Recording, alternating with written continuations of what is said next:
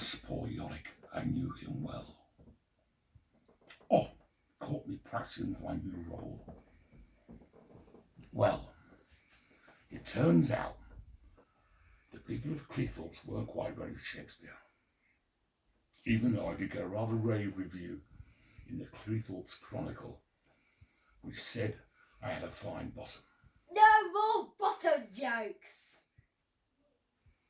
Precocious director.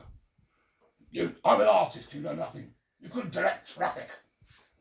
Anyway, my latest is an audio tape of Hamlet. But on with the job in hand. I'm going to read you The Smartest Giant in Town by Julia Donaldson and Axel Scheffler. George was a giant, the scruffiest giant in town. He always wore the same old pair of brown sandals and the same old patched up gown.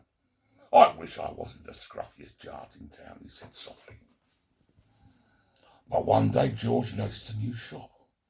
It was full of smart clothes, so he bought a smart shirt, a smart pair of trousers, a smart belt, a smart stripy tie, some smart socks with diamonds up the sides, and a pair of smart shiny shoes.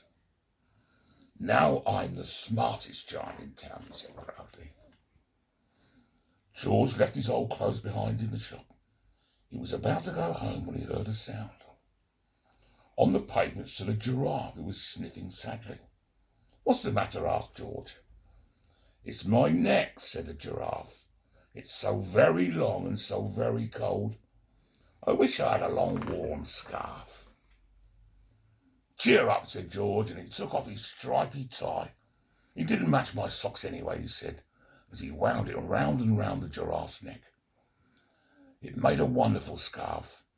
Thank you, said the giraffe.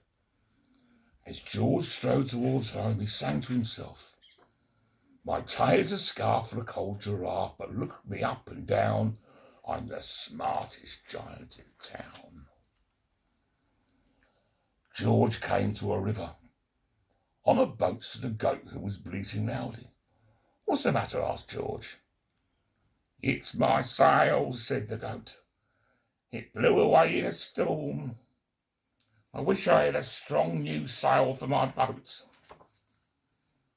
Cheer up, said George, and he took off his new white shirt. It kept coming untucked anyway, he said.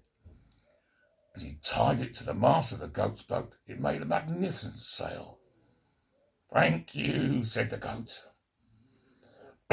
George strode on singing to himself. My tie's a scarf for a cold giraffe, my shirt's on a boat is a sail for a goat. But look me up and down, I'm the smartest giant in town.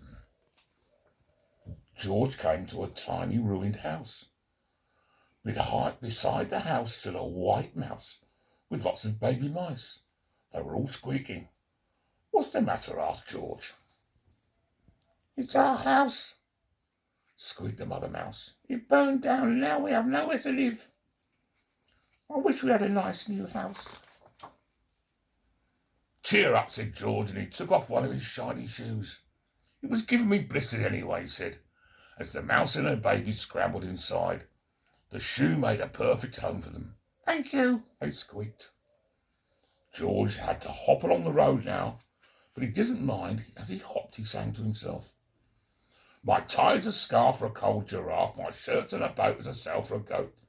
My shoe is a house for a little white mouse, but look me up and down, I'm the smartest giant in town.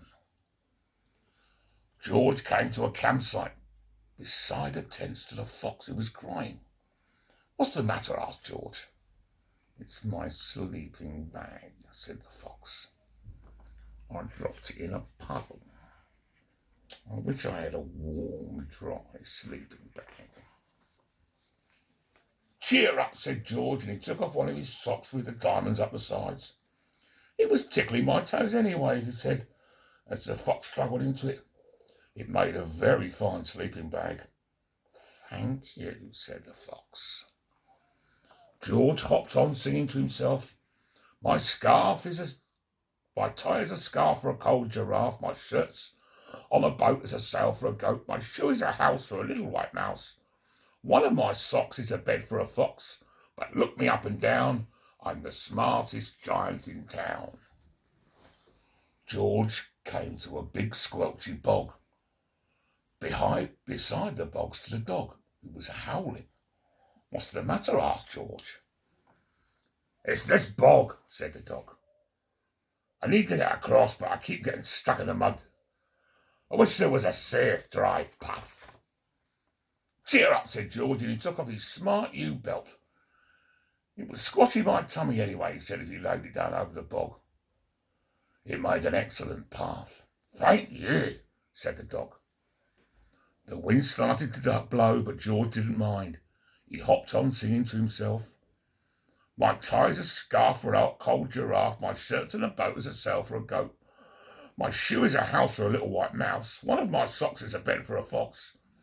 My belt helped a dog who was crossing a bog, but my trousers are falling down, I'm the coldest giant in town.